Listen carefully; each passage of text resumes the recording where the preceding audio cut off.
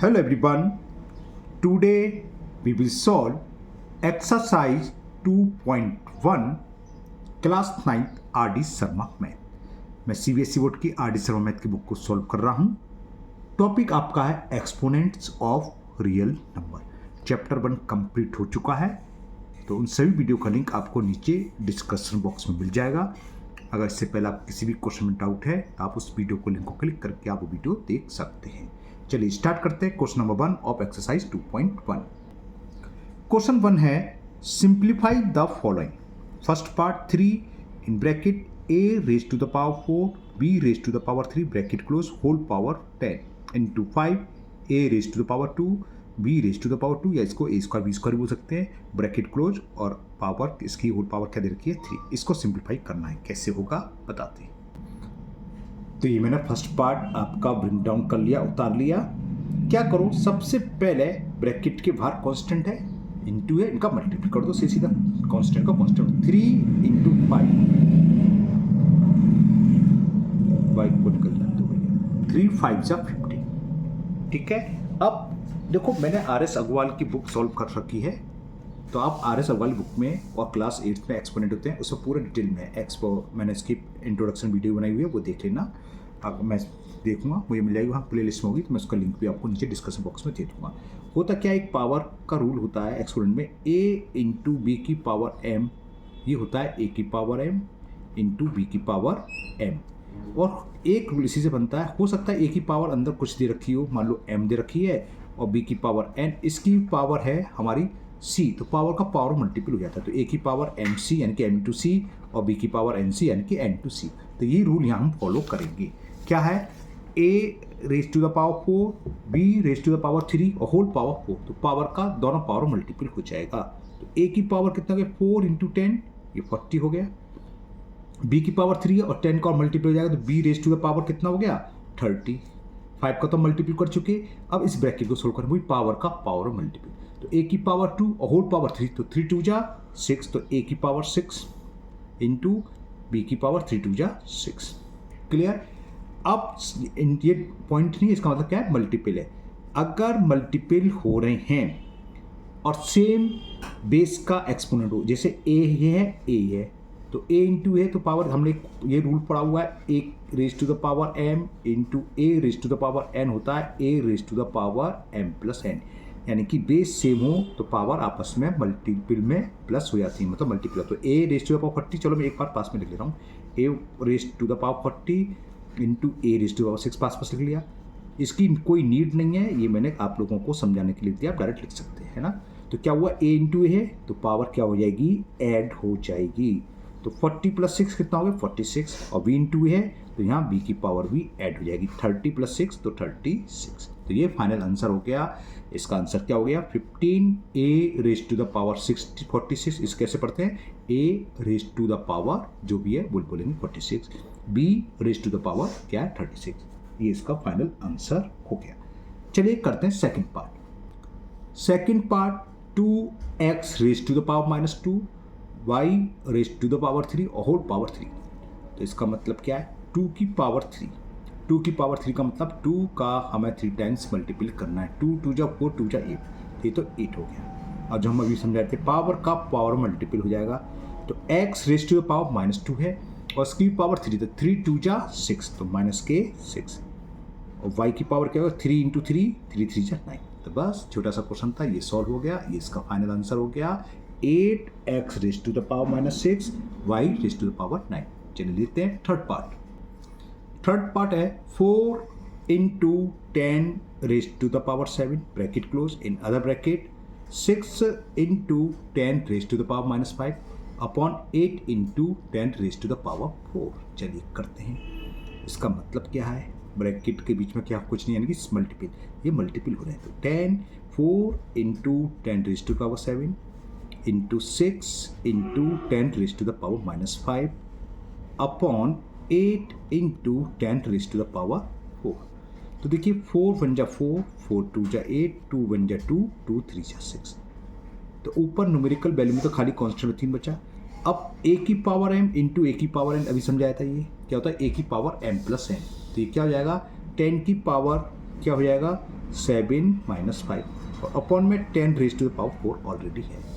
तो कितना हुआ 3 into 10 raise to the power 2 10 raise to the power 4। अब इसको आप चाहो तो पावर को नीचे ले आओ या आप इसको ऐसे भी ले सकते हैं। 10 रेज टू द पावर 4 का मतलब 10 इंटू 10 इंटू 10 इंटू 10, क्योंकि हमें सॉल्व करना है। 10 से एक 10 कैंसिल, 10 से एक 10 कैंसिल, तो 3 अपॉन 10 इंटू 10 कितना हो गया 100।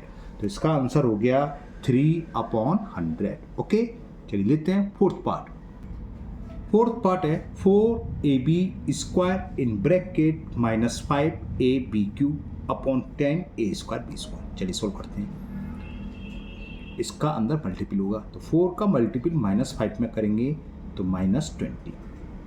अब a इंटू ए की पावर 1 और a की पावर 1 कौन सा फॉर्मूला, वही a की पावर m इंटू a की पावर n। पावर क्या हो जाती है ऐड, तो 1 + 1 कितने होगी a raise to the power 2 या a स्क्वायर भी बोल सकते हैं।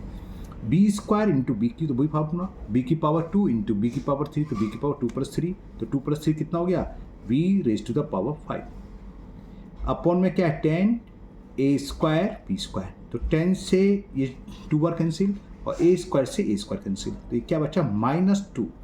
अब हमने एक्सपोनेंट में एक फॉर्मूला यही पढ़ा हुआ है a raise to the power m upon a raise to the power n किसके इक्वल होता है पावर m - n। तो 5 ऊपर है नीचे 2, बेस सेम होना चाहिए, b भी होना चाहिए तभी होगा, यानी कि ऊपर a है नीचे b दोनों सेम है, a है तो पावर ऊपर चली जाएगी, तो b raise to the power 5 - 2, तो -2 और 5 में से 2 गया या 2 सब्ट्रैक्ट करा तो क्या है 3। तो ये आंसर आ गया -2b raise to the power 3। तो ये फोर्थ पार्ट भी कंप्लीट हुआ। चलिए देखते हैं फिफ्थ पार्ट। तो फिफ्थ पार्ट है x² y² upon a² b³ whole power n। ये तो कुछ ज़्यादा इजी क्वेश्चन दे दिया है। पावर का पावर मल्टीपल होना है बस, तो x की पावर 2 का n में मल्टीपल करेंगे तो 2n इंटू वाई की पावर 2 है और होल पावर n, तो पावर का पावर 2 का n में मल्टीपल होगा, ये भी 2n हो गया। अपॉन a की पावर 2 में n से मल्टीपल करेंगे तो a की पावर 2n और b की पावर 3 है, n का मल्टीपल जाए तो 3n। बस इसके आगे कुछ होगा नहीं, क्योंकि एक्स वाई अलग है, ए भी अलग वेरिएबल है। अगर नीचे भी एक्स वाई हो तो थोड़ा एक स्टेप और बढ़ जाता, लेकिन यहाँ ऐसा कुछ नहीं है। तो बस ये इसका फाइनल आंसर हुआ, इसके आगे कुछ नहीं होगा इसका। चलिए लेते हैं नेक्स्ट 6 पार्ट। तो लास्ट पार्ट 6 पार्ट है, ये क्वेश्चन है a raise to the power 3n - 9 और इसकी भी होल पावर 6 अपॉन में a raise to the power 2n - 4। तो पहले तो ऊपर पावर का पावर में मल्टीपल कर दो, बाकी बात तो हम बाद में देखेंगे। तो 6 का मल्टीपल 3n में, तो 6 3 जा 18, तो कितना हो गया 18n माइनस 6 9 जा 54 upon a raise to the power 2n - 4।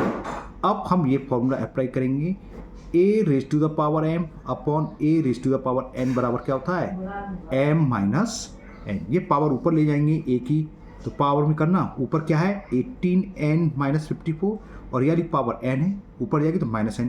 जब माइनस करोगे तो ध्यान रखना दोनों के साइन चेंज होंगे, तो ये जाएगा -2n और +4। अब जाके फाइनल आंसर आ जाएगा a raise to the power 18n में से 2n माइनस करोगे तो 16n माइनस के 54 + 4 तो कितना बचा -50। तो बस ये इसका फाइनल आंसर हो गया a raise to the power 16n - 50। चलिए करते हैं क्वेश्चन नंबर 2। क्वेश्चन नंबर 2 है if a is equal 3 and b is equal -2। a और b की वैल्यू देखी है, तो find the value of first part a raise to the power a plus b raise to the power b करते हैं। अच्छा, इस टाइप का एक क्वेश्चन आपको आपके एग्जाम में मिल जाएगा, ज़्यादातर आता है ये। तो ये मैंने फर्स्ट पार्ट उतार लिया, a raise to the power a plus b raise to the power b। तो कुछ नहीं करना है हमें, a और b की वैल्यू पुट करनी है। a की वैल्यू क्या है 2 और इसकी पावर क्या है 2, प्लस b की वैल्यू क्या है -2 और इसकी पावर क्या है -2। तो 2 की पावर 2 कितना हो गया 4। अब हम पावर माइनस में सॉल्व करना नहीं जानते, 2 की पावर 2 तो हम सॉल्व कर सकते हैं, 2 की पावर -2 हम सॉल्व नहीं करना जानते। तो लेकिन एक फॉर्मूला ये भी है, a raise to the power -m या +m है, अगर अपॉन में ले जाए तो पावर हो जाती है प्लस की। तो इस पावर को रिवर्स कर लो तो ये हो जाएगा 1/-2 की पावर +2। अब ये सॉल्व हो जाएगा, इजीली हो जाएगा ना। -2 का स्क्वायर, -2 इंटू -2 कितना हो गया 4, यानी कि 1/4। और 4 का मतलब 4/1। सॉल्व कर लो, 1 और 4 का एलसीएम आ गया 4, 1 का डिवाइड 4 में 4 टाइम्स गया, 4 4 जा 16, 4 का डिवाइड 4 में 1 टाइम्स गया, 1 1 जा 1, 16 प्लस 1 कितने होते हैं 17, अपॉन में क्या आ गया 4। ठीक है, तो ये इसका आंसर हुआ। आंसर तो नीचे ही दे रखा, आंसर तो आया नहीं, 109/4 आया। कहाँ मिस्टेक कर दी भाई हमने, a की वैल्यू 2, b की वैल्यू -2, a की पावर a प्लस b की 2 की पावर 2 4 होगा, -2 की पावर 2 प्लस होगा 1/4, 1/4 का एलसीएम 4, 4 4 17/4 ही होगा। गलत तो नहीं उतार लिया, एक की जगह और तो नहीं है, देखते हैं जरा, कहीं ना कहीं तो मिस्टेक कर रहे हैं। a बराबर 3, b ओहो b बराबर -2, ये हमने a बराबर 3 दे रखा भाई। चलिए एक क्वेश्चन आपका ये प्रैक्टिस के लिए हो गया, अगर a की वैल्यू 2 होती तो ये होता है ना, ये इस क्वेश्चन से कोई मतलब मैं सामने कर देता उसको। फर्स्ट पार्ट ये मैंने वैल्यू ही गलत लेती थी वहाँ। अब हमें ये फाइंड करना है a raise to the power a plus b raise to the power b। अब a की वैल्यू 3 है तो 3 रखनी है हमें, 3 की पावर 3, और b की वैल्यू -2 की पावर -2। तो 3 की पावर 3 तो जानते हो, 3 3 या 9 3 27, ये हम समझा ही चुके, इसे अपन में ले जाएंगे तो -2 की पावर 2, तो ये कितना हो गया 27 प्लस 4, तो कितना एलसीएम आएगा 4, 4 का मल्टीपल करेंगे, 4 7 जा 28, कैरी 2, 4 2 जा 8, 108 प्लस 1, ठीक है, आ गया 109/4, ये आंसर था। ठीक है, बिल्कुल सही आंसर। ठीक है, इसमें क्या मिस्टेक करी थी मैंने, इस वैल्यू ही गलत डाल ली थी, a की वैल्यू 3 दे दी है। तो a की वैल्यू 3 और b की वैल्यू -2, ये सभी पार्ट के लिए है। अब सेकंड पार्ट करते हैं इसका। सेकंड पार्ट है हमारा a raise to the power b plus b raise to the power a।